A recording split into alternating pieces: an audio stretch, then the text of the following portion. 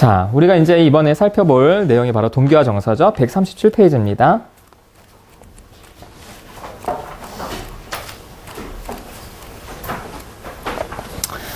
자, 동기와 정서.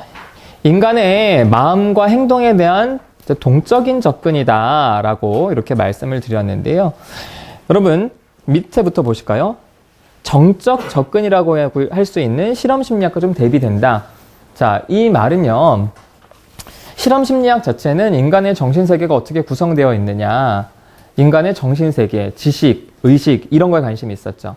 그래서 인간의 머릿속에 들어가 있는 지식이 어떤 거냐 이런 걸 다룬다는 면에서 저는 좀 정적 접근이다 이렇게 이야기를 했습니다.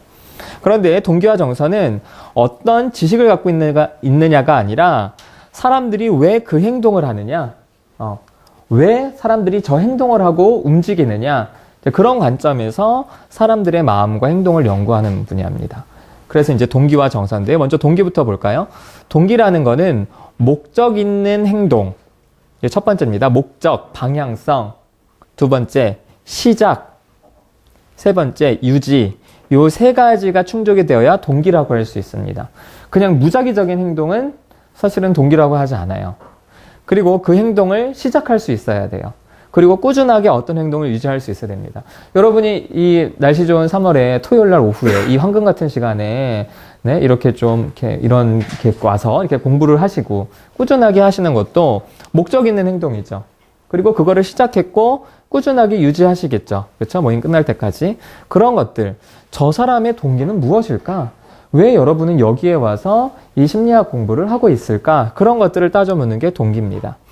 그런데 이 동기는 생리적인 그리고 학습적인 또 사회심리적인 부분들과 중복되는 분야입니다. 그런 면에서 동기와 정서는 대학원에서 한 분야는 아니에요. 나는 동기와 정서 전공을 하고 싶어. 그런 거는 없습니다. 그래서 이 동기는 생리적인 동기, 사회적인 동기, 이제 다른 관점에서의 어떤 동기들로 설명이 되기는 해서요. 그래서 이 동기와 정서는 심리학의 한 전공 분야가 아니라 동기와 정서라는 주제로 여러 분야들의 내용을 끌어모은 거다. 실험 심리학에서도요, 학습 심리 전공은 없어요. 감각과 지각 전공은 없습니다. 생리 심리 전공과 인지 심리 전공은 있어요. 학습이라는 관점에서 여러 분야의 자료들을 끌어모아서 하나의 어떤 내용을 배우는 거고요. 감각과 지각도, 감각과 지각에서 주로 나오는 시각은 주로 우리의 눈에 대한 구조, 세포 이야기잖아요.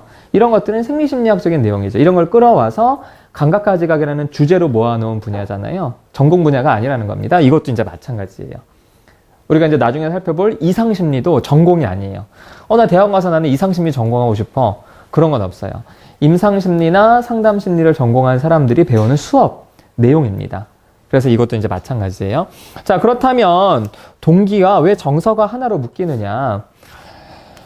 동기와 정서, 영어로 하면은 motivation and emotion입니다. 정서, emotion은요, 모션을 끌어낸다는 면에서 하나의 동기이기도 합니다.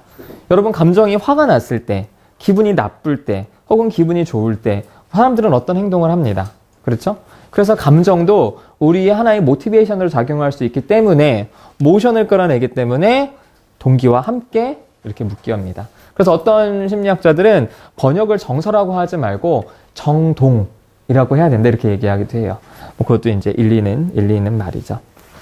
자, 그래서 동기와 정서는 인간의 마음과 행동을 동적으로 한번 그런 관점에서 보자는 거다.